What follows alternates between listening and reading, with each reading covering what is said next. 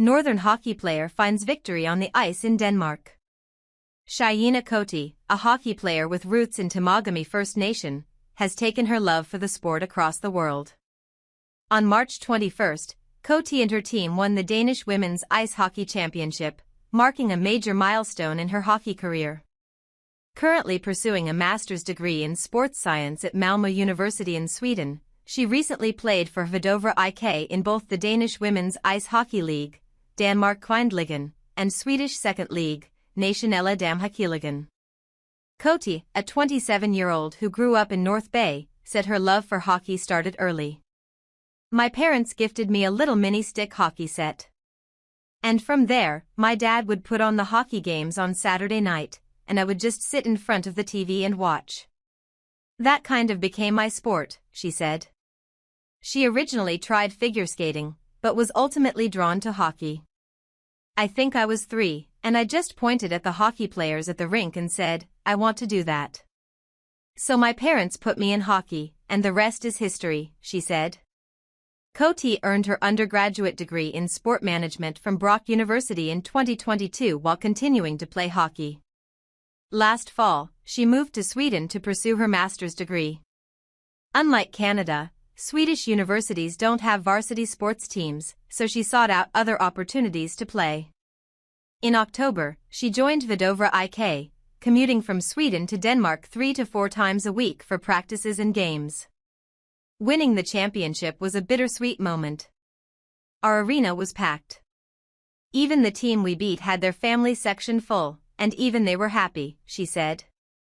"The moment also felt lonely," Cote said. "I cried because I looked around at my teammates, and they had their friends and family there. I didn't have anybody to see me win," she said. "My mom has never missed a season or a game, so it was tough. I FaceTimed her from the ice, but it's not the same as having her there to hug me." Sweden's approach to women's hockey differs from Canada's, Cote noted. "One of the cool things about the Swedish professional women's leagues is that they allow full body checking, not just body contact, which adds a certain grit to the game," she said. Despite her talent and dedication, Cote faced challenges growing up in the sport.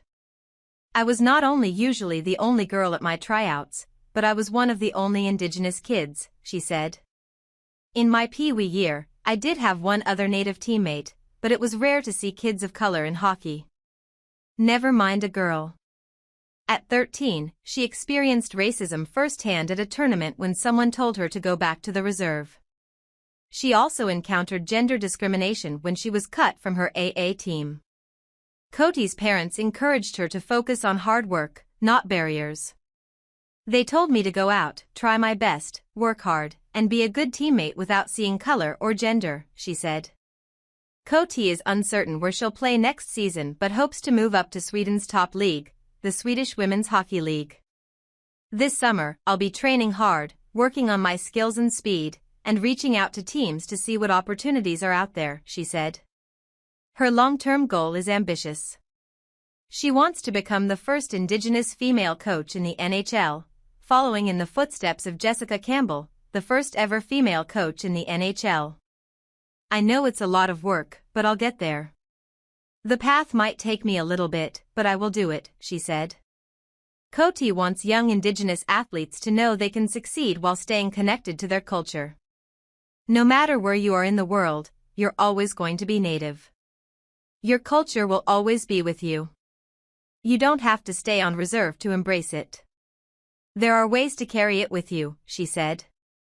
"Whether it's having a small eagle feather with you, like I do, or a tobacco pouch like theirs, there's ways in which you don't have to stay on reserve to fully embrace your culture."